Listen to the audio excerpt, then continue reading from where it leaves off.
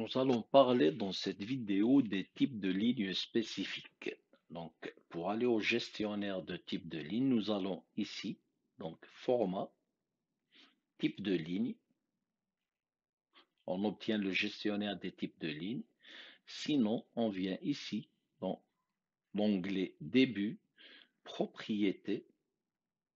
On clique sur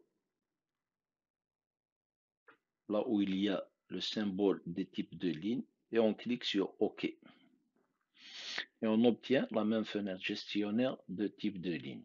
Je le refais parce que j'avais cliqué sur propriété, mais il fallait cliquer ici, type de ligne, autre. Je vais charger deux types de lignes, par exemple le axe, les plus utilisés, et la ligne d'isolation, par exemple. Isolation. Isolation. Et voilà. Donc je vais dessiner une ligne avec axe F8 pour perpendiculaire et je vais dessiner une autre avec isolation. Donc, comme vous pouvez le constater, on obtient des lignes droites. Le pourquoi? Tout simplement parce que, tout comme pour le style de texte, les cotations, lignes de repère et les tableaux, les types de lignes spécifiques sont rattachés à l'échelle d'annotation. Donc, il y a un facteur XP qu'on doit lui appliquer. Ici, on a AutoCAD, donc il ouvre la fenêtre à l'échelle 1 centième. On aurait pu le mettre à 1 cinquantième ou autre. C'est juste pour l'exemple. Exemple, ici, nous travaillons au centième. Là, on obtient des lignes droites. Mais si on change ça à l'échelle 1,1, je fais RG pour régénérer, j'obtiens exactement les droites telles que AutoCAD les a configurées. Donc, à l'échelle 1,1, voici le résultat qu'on devrait obtenir. Une ligne en pointillé, la ligne d'isolation, le symbole d'isolation, etc. Donc, c'est valide pour toutes les autres types de lignes avec pointillé, etc. D'accord?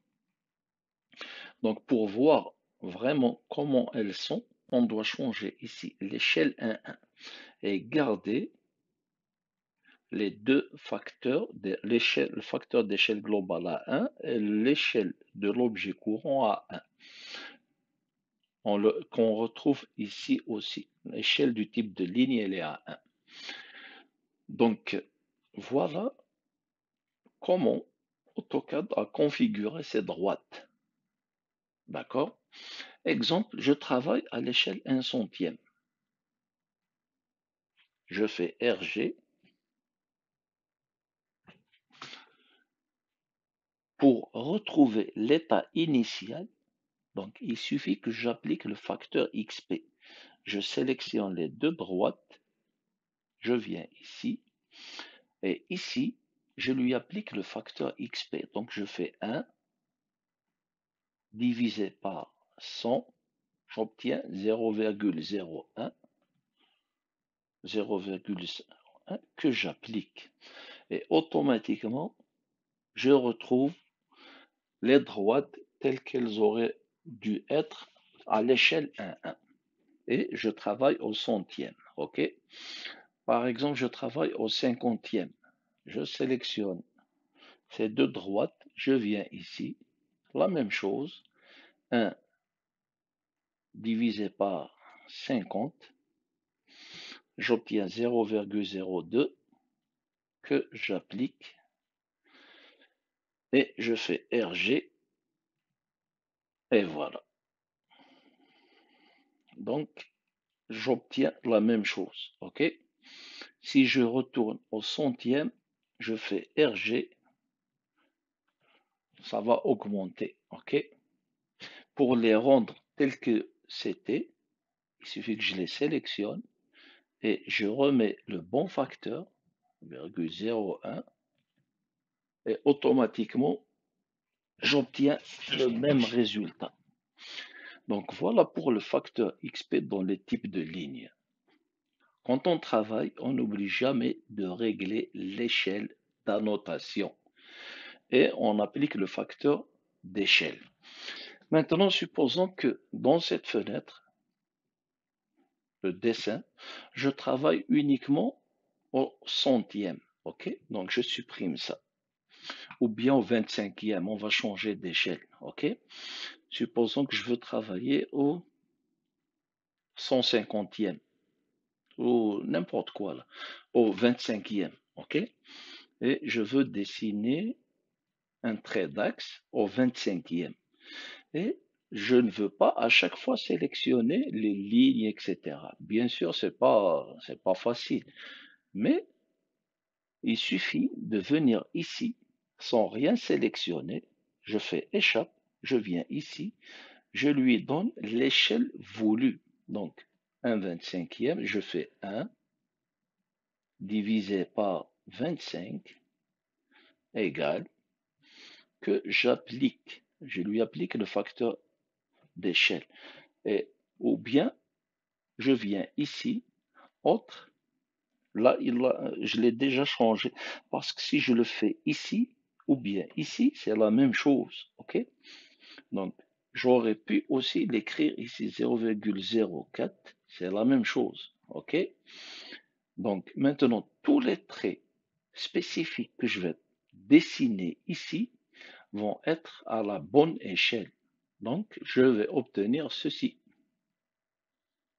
Exactement la même chose. Je viens ici et voilà.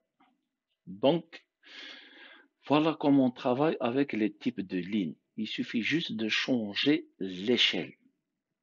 Une autre chose aussi importante, quand on va imprimer dans l'espace présentation, il faut toujours dans la fenêtre qu'il y ait la même échelle que dans l'espace objet. Donc, je vais faire ici un 25e.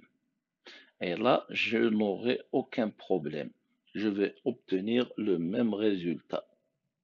RG, c'est exactement le même dessin. Donc, il ne faut jamais oublier, on a trois choses. On règle l'échelle d'annotation, ici, quelle échelle on travaille. On vient ici, ou bien ici, on applique le facteur XP, d'accord? Et dans l'espace présentation, on n'oublie jamais à l'intérieur de la fenêtre de mettre la bonne échelle d'impression. Ça, c'est automatique. Voilà. Il se peut que vous ayez, bon, moi, je préfère travailler chaque dessin à part à la bonne échelle. Mais il se peut que j'ai besoin dans le même plan d'avoir deux fenêtres, d'accord? Un dessin au 50e par exemple et un détail au 10e ou bien au 20e. C'est très simple, il suffit de venir ici, autre, et je décoche ce paramètre, utiliser les unités de l'espace papier pour une mise à l'échelle. Là, il n'y aura plus de relation entre l'espace objet et l'espace présentation. D'accord? Dans chaque fenêtre, on met l'échelle qu'on veut, un 50e dans cette fenêtre, un 20e ici, et on va obtenir le même résultat, un dessin propre où les lignes ne vont pas être déformées. Voilà pour les types de lignes. Maintenant, nous allons réaliser un bloc de poteau pour notre gabarit. Pense la prochaine vidéo. Merci.